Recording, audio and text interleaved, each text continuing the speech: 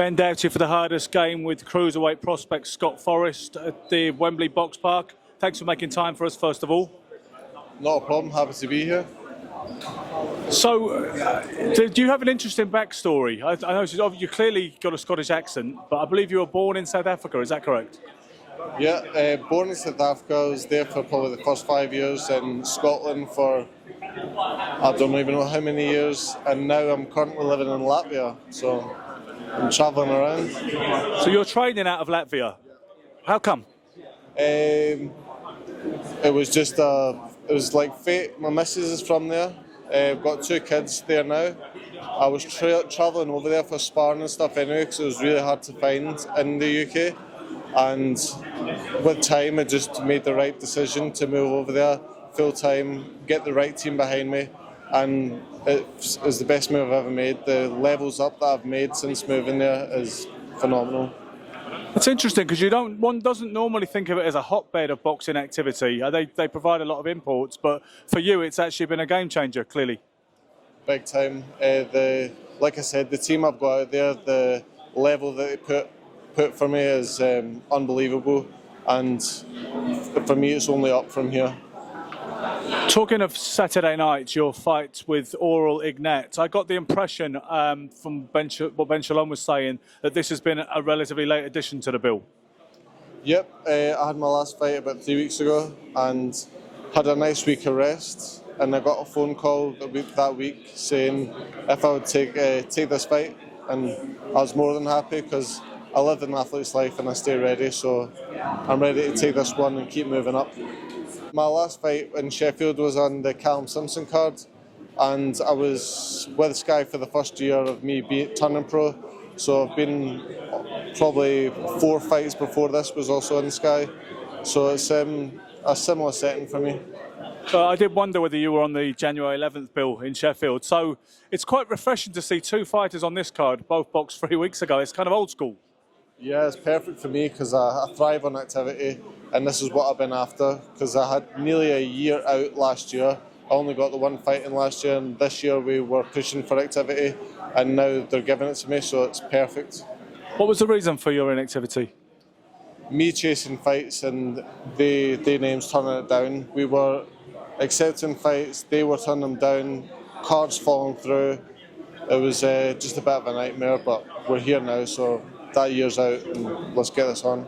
A lot of people, when they think about the glamour of being a professional boxer and how exciting it sounds, they don't understand the kind of backroom side of it and the frustration sometimes of just trying to move forward in your career, obviously. Massively. I feel like the first couple of years of being pro was very frustrating with just the amount of cancellations and things not happening the way they should have been.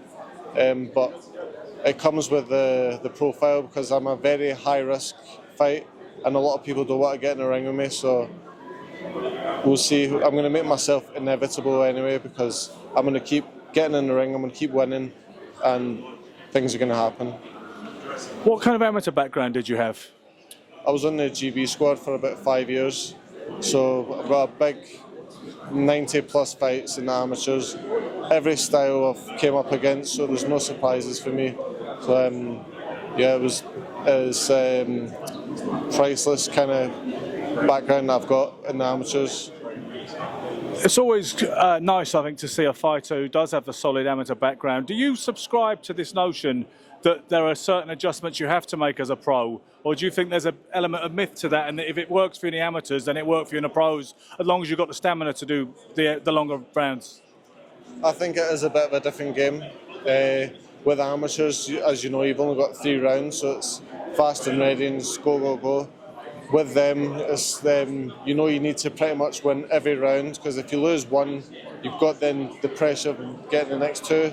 With the pros, you can take your time a bit more, enjoy yourself a bit more.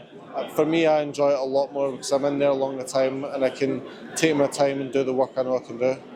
So you don't enjoy the business side necessarily so much, but you prefer the actual ring activity in the professional boxing ranks?